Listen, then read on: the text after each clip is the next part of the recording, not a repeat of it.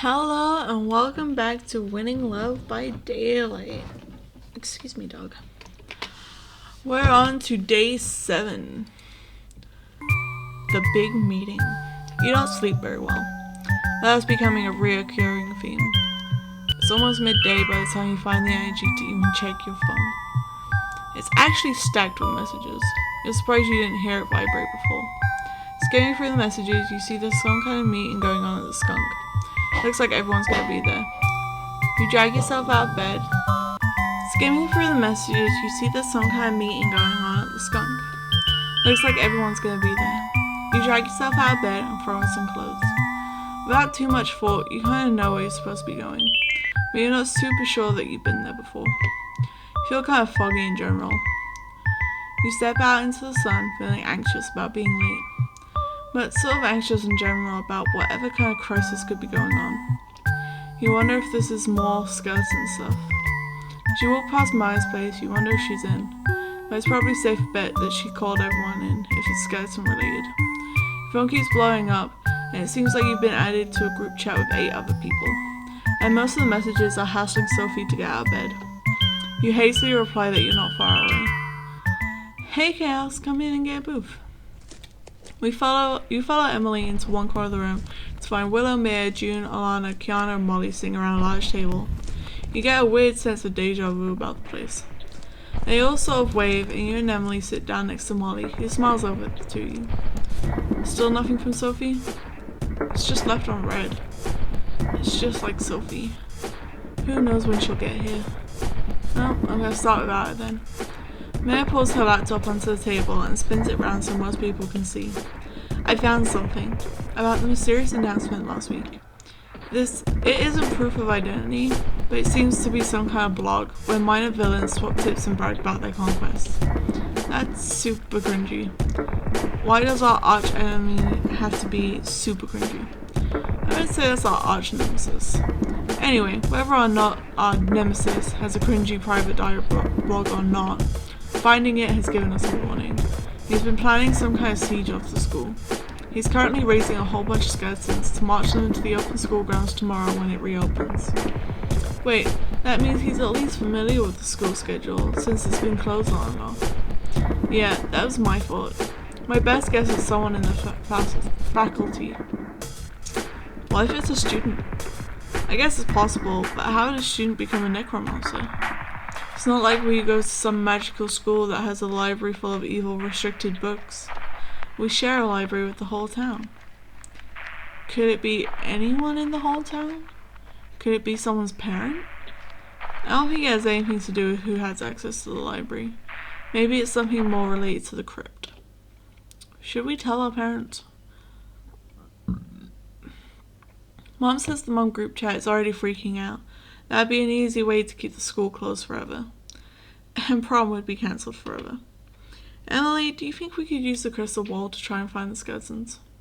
It's not Christmas. It's Christmas? It's not crystal. It's just a ball. And yeah, maybe. I'll go have a look. Shout if anything is important. You watch Emily get up and walk across the room to a small table. Maya looks over you and Molly, who have both been quiet this whole time. What do you think we should do? You look awkwardly over at Molly, who shrugs. That's okay. I didn't want you to feel like you couldn't contribute. Sometimes it's hard to get a word in sideways with some of these people. Maya gestures to Kiana, who's been uncharacteristically quiet so far. Hey! Alana lets out a giggle. I'm just trying to diffuse the tension. Hey, everyone? Come over here. You turn to see that Emily is frantically waving everyone over to a table that the ball is at. I found Sophie. Oh no. Where is she? I can't tell. I only know that she's in trouble. Even I can see that. Okay, so I haven't mastered the wall. Can we shut up and go look for her? What about the attack on the school? You are absolutely not about to tell me that that is more important. No. Are they related? I assume it's the same guy.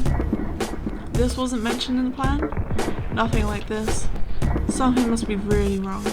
Sophie isn't using her powers. Sophie has... I'm just going to assume that you all have powers at this point. Where would we even start to look? It has to be indoors somewhere, right? Like someone's house? The library? The school? She'll split up and check everywhere, honestly. How about Molly, Kiana, and I will walk up and down the streets. If Sophie's somewhere, we should be able to hear her call out for help. How? She's gagged with a rope. She's got some funky supersonic thing. Trust me, we'd know if she was nearby. How about June and Willow go check the library, and Maya and Alana check the school? And Chaos, are you gonna be okay staying here?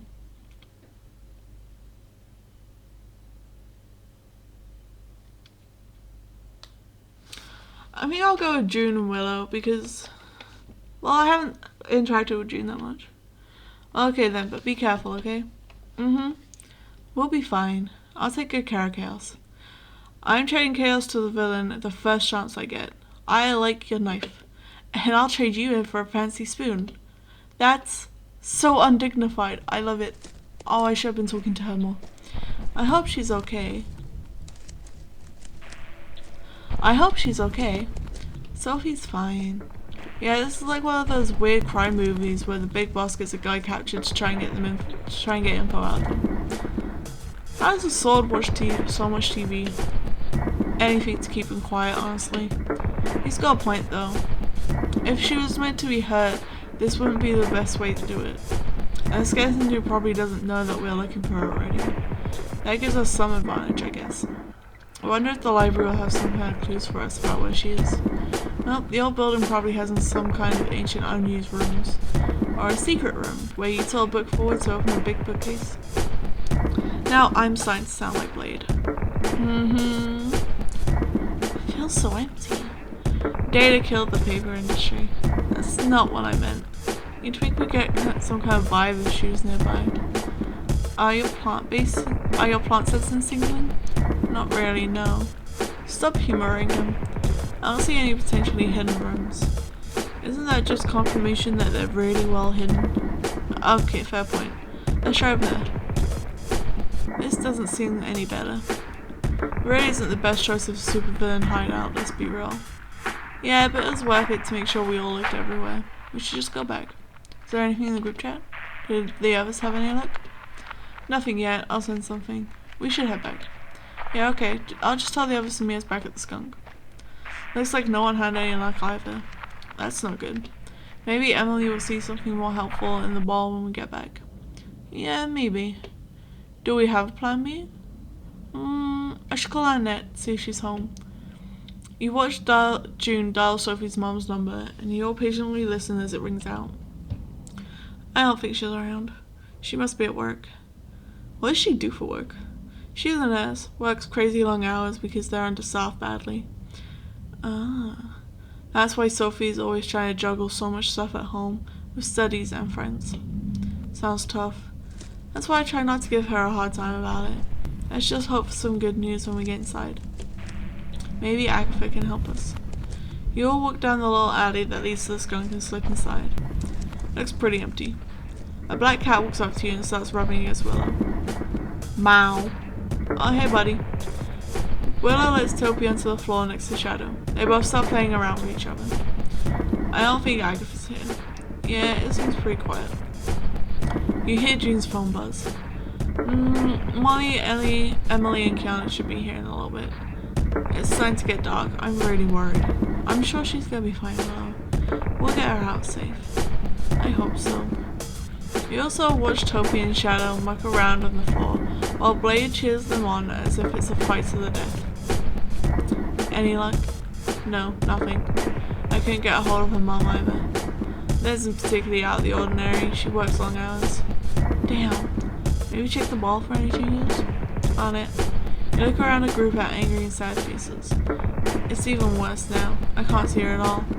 Is that bad news? Well, not necessarily. If she was badly hurt or worse, we'd definitely see her. Maybe it means she's been moved. Can we all stay here tonight? I'd want to stay by the ball in case something happens. Actually, we should all stay together in case something happens. I've got a whole bunch of sleeping bags upstairs. I'll be back in a sec. Really? I didn't pick you for the outdoorsy type. I'm not, but the family has a full moon kind of ritual. It's a whole thing. Anyway, I'll be back in a minute. You flick your mom a quick text message to let her know that you're staying over at Maya's place. She doesn't seem to mind. Wow, it's starting to rain. It sounds kind of relaxing. Something we could all use right now. Definitely. Mary and Alana rush in, just barely missing the rain getting heavier. Close one. Anything? No luck. No sign skeletons either. Declan was there for some music thing though, which was super weird. Declan? What if he's the skeleton guy? I doubt it, but we should be careful just in case. Emily comes down from the upstairs with a huge pile of sleeping bags and blankets. Okay, so I got enough sleeping bags for all of us. Oh, hey, anything? We didn't have any luck. Anything in the ball at least? No, it's become less helpful. Maybe I'm too stressed to work it right.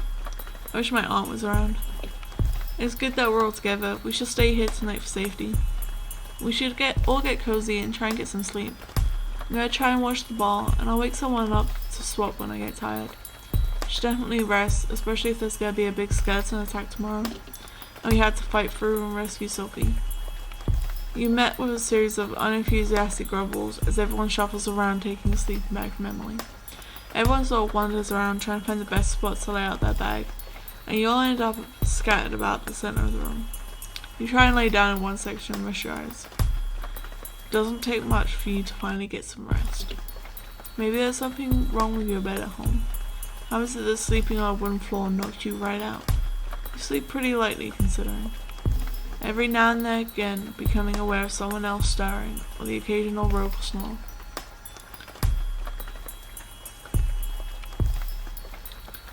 You wake up groggily to see the flicker of light on Maya's laptop shine up into one of the walls in the room. Rolling over, you look up to see Maya and Kiana huddled in a corner, watching something on her laptop. Slowly, you crawl over there, dragging your sleeping bag with you, and slump onto Maya's shoulder to watch too. Morning. You can see they're both watching some kind of action movie on mute with subtitles. Hey. Oh, is this... Oh, I suppose this is next day. Okay, well, to my he, she's, and theys, have a good day, and I'll see you all in the next one. Bye.